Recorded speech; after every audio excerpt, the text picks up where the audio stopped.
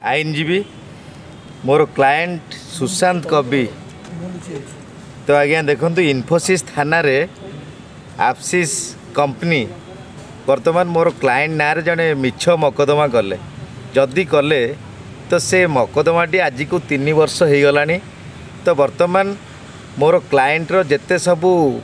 कौन interior document जोटा कि तांकर बैंक डॉक्यूमेंट है तो विभिन्न प्रकार डॉक्यूमेंट को से बाहर कंपनी को कौन प्रोवाइड करचंती जोटा कि तो मोर क्लाएंट वर्तमान मानसिक दुश्चिंतार मध्य रही।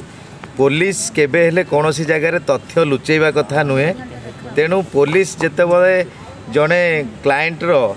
कथार पड़ी कि प्रलोभन पड़ी कि पैसा लोभरे पड़ी तो किसी डॉक्यूमेंट को बाहर कौन हाईलाइट करि पारुछंती तेल आज्ञा देखंतु ताले याठू बड़ अपराध आउ कहा पाखरे नाई जोटा कि पुलिस इन्फोसिस पुलिस करिसंती। मोर क्लाएंट जे माने सुशांत कवि से बहुत मनस्तापर अछंती तो बहुत टेंशन रे भी अछंती जेहेतु से वर्तमान तांकर कोनोसी कंप्लेन तांको पाखरे वर्तमान सुधा नाई पुलिस कोनोसी एविडेंस पाइनी किंतु ता परे मोर क्लाएंट को थ्रेटेन दिया जाउची हारासमेंट करा जाउची तांकू मिछ मकदमा करा जियो बोली मध्य पुलिस धमक दउची।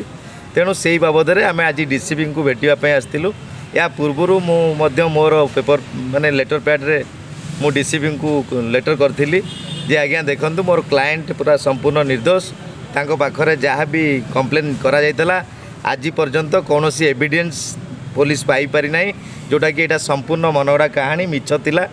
तेणु आज सुशांत कवि वर्तमान आसथिले डीसीपी को भेटिया पई आज एसीपी सार वर्तमान प्रतिशोध देले आउ सांगे सांगे मध्य एसीपी सार निजे कहले पुलिस हुंतु जी भी हुंतु तांको ना रे डिफामेशन करिया पई तो यही प्रतिश्रुति आमको एसीपी सार देले जेहेतु आज असेंबली थिला विधानसभा थिला कौनसी डीसीपी सार माने नथिले एसीपी सार को चार्ज रे थिले जे डीसीपी ऑफिस रे। तेणु आमको प्रतिश्रुतिबद्ध हेले आमे यार परवर्ती स्टेप रे आमे मानहानि मकदमा करूँ डिफामेशन करूँ आ सहित वर्तमान क्रिमिनाल केस 16 फाइल करूँ यही जो घटना घटाऊँच तथ्य लुचाऊँच कि मिछ मकदमा करी ब्लैकमेल कर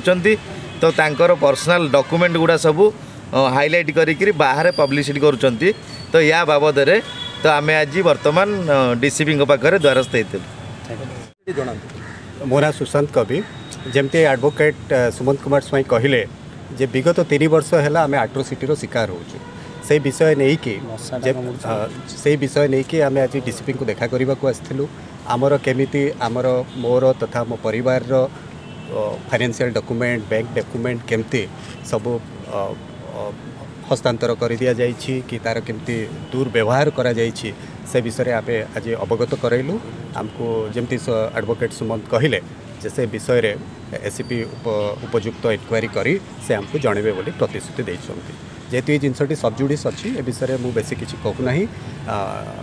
जहाँ हम आमको एडवोकेट सुमन साई आपण मानक ब्रीफ कर आज आपन जो डीसी को देखा है कौन प्रतिश्रुति मिलला यह प्रतिश्रुति से देले देखे से रियलाइज कले जे आम प्रति जहाँ होइछि सेटा निश्चय ठीक है नहीं आमे से बुझी पारले जहाँ 3 वर्ष हेलाणी होउछि एवं से प्रतिश्रुति देले जे बहुत खूब कम समय रे आमे याको इनक्वारी करी पुलिस इनक्वारी करी तो से आमको जणेबे तार प्रतिफल आमे भी से कहलु जी भी दोषी ताको उपयुक्त आमको न्याय मिलू जी भी दोषी ताको उपयुक्त दंड मिलू आउ जो माने भी से जो भी से गवर्नमेंट ऑफिसर हूँ प्राइवेट सिटीजन हूँ जी भी ए दोषी अच्छा ताको उपयुक्त दंड से अनुरोध आमको कलु से प्रतिश्रुति आमको एसीपी देले।